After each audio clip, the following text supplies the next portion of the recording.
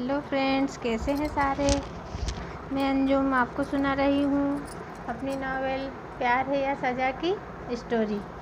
तो जो नए सुनने वाले हैं वो प्लीज़ चैनल को सब्सक्राइब कर लें और सागर, सरिता और साहिल के ट्रायंगल लव की स्टोरी मेरे फर्स्ट पार्ट से सुने।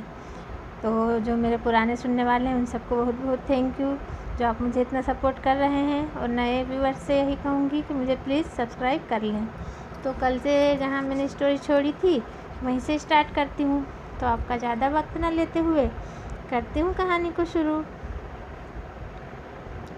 साहिल अपनी मम्मा को सरिता के बारे में बताता है और कहता है कि मैंने लड़की पसंद कर ली है, हमें रिश्ता लेकर उसके घर जाना है। तो इससे मोहिनी जी नाराज़ हो जाती हैं और कहती हैं, तो जब तुम फैसला कर ही चुके हो तो मुझसे क्या पूछना, शादी करके ही खबर दे देते, मुझे तो खुशी ही होती।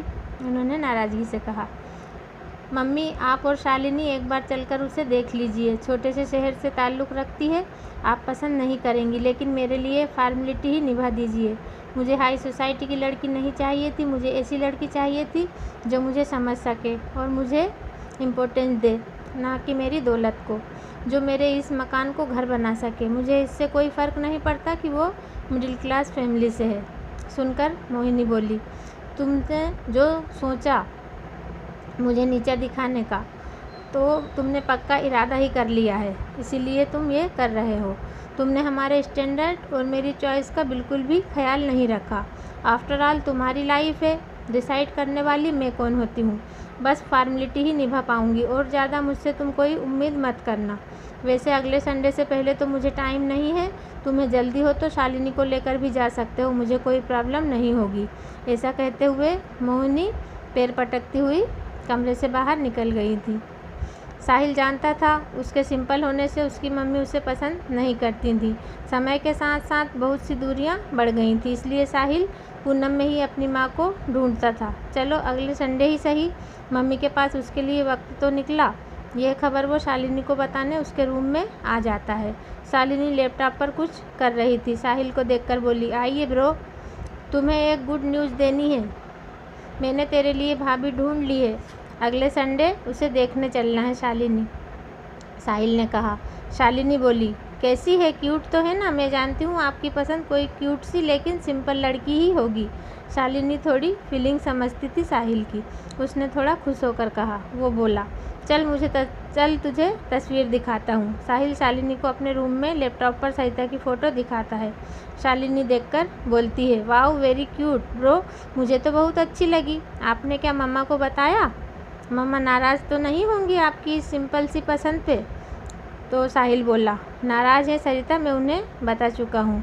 सरिता मिडिल क्लास की फैमिली से है, इसीलिए मम्मा को वो बिल्कुल भी पसंद नहीं आई है, लेकिन उन्होंने कह दिया है कि तुम्हारी खुशी के लिए मैं फॉर्मेलिटी निभा दूँगी। नो प्रॉब्लम ब्रो, जब उसे देखेंगी तो सारी नाराज़गी मम्मा की दूर हो जाएगी।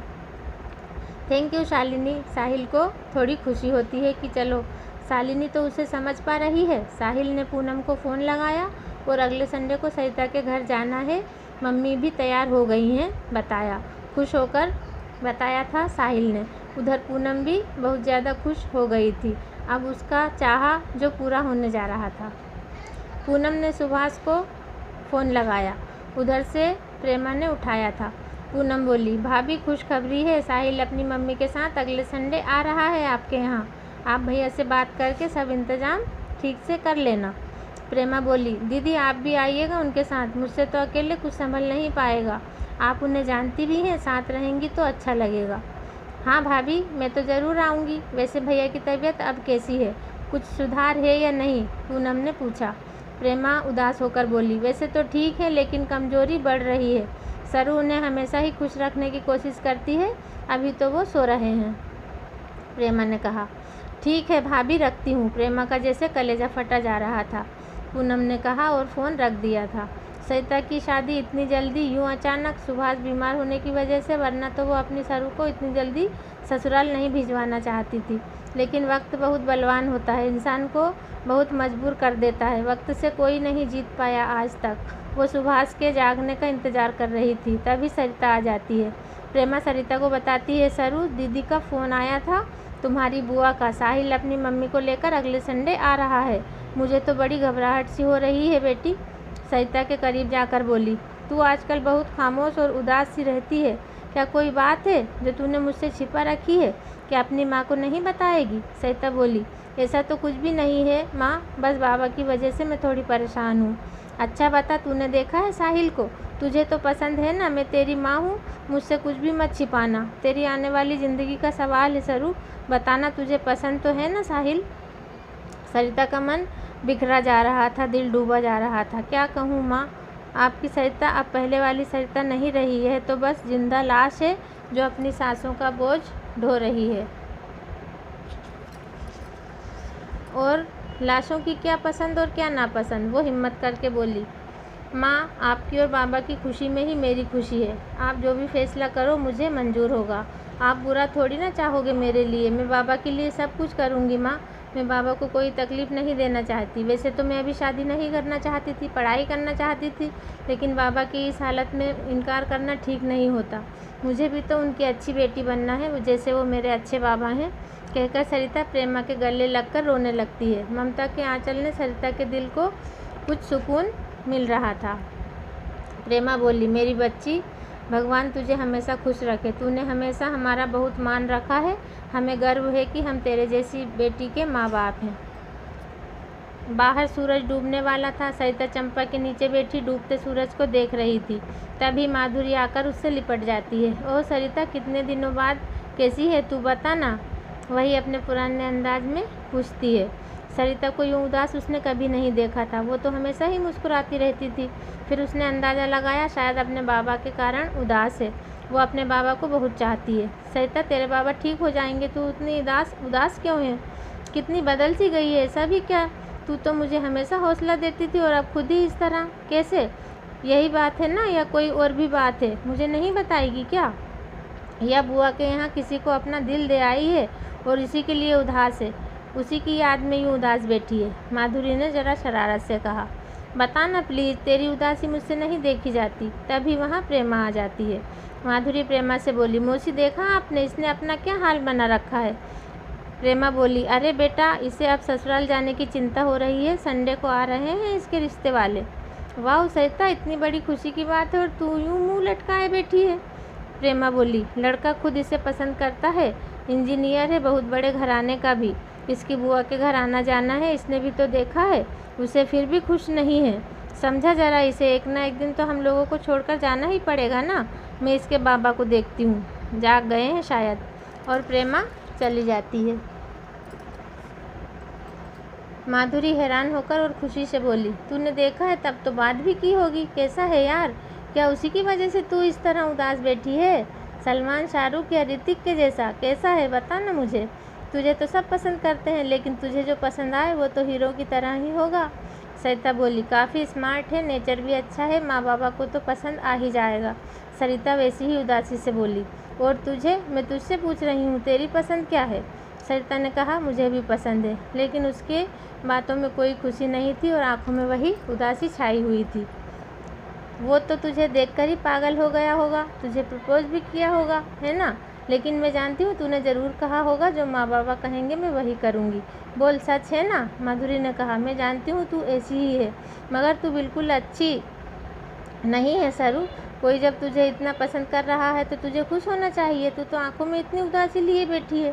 सरिता माधुरी से बोली, मेरी छोड़, तू बता अपने वो क्या नाम है तेरे प्रेम कुमार के बारे में, क्या हुआ, बात हुई या नहीं उससे?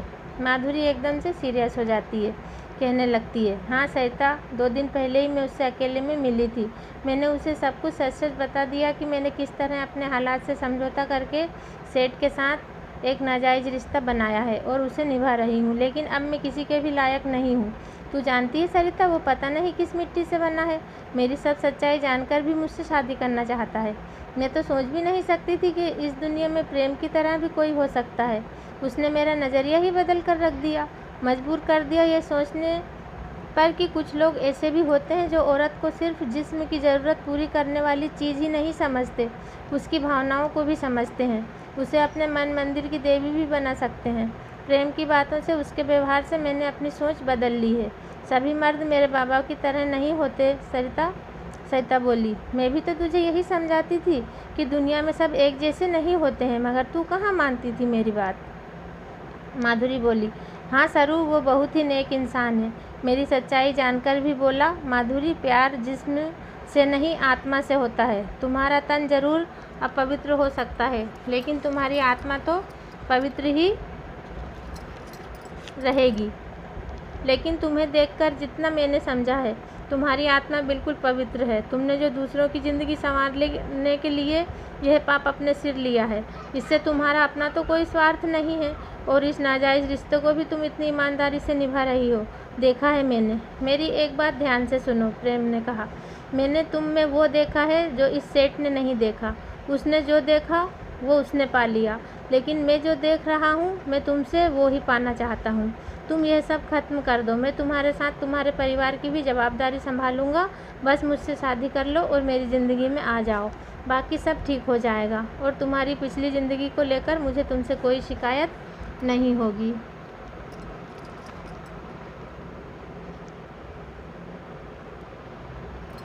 तो फ्रेंड्स, आज का टाइम पूरा हो चुका है। मैं अपनी कहानी को यहीं स्टॉप करती हूँ और नए सुनने वालों से रिक्वेस्ट करती हूँ कि मेरे चैनल को सब्सक्राइब करें और मेरे नॉवेल प्यार है या सज़ा की स्टोरी को सुनें। बहुत ही दिलचस्प और प्यारी स्टोरी है।